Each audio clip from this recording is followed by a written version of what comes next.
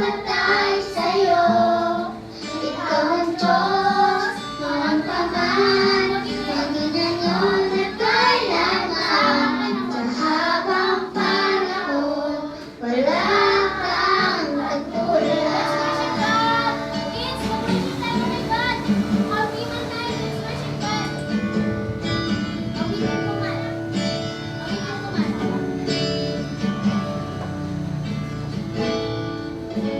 Awitin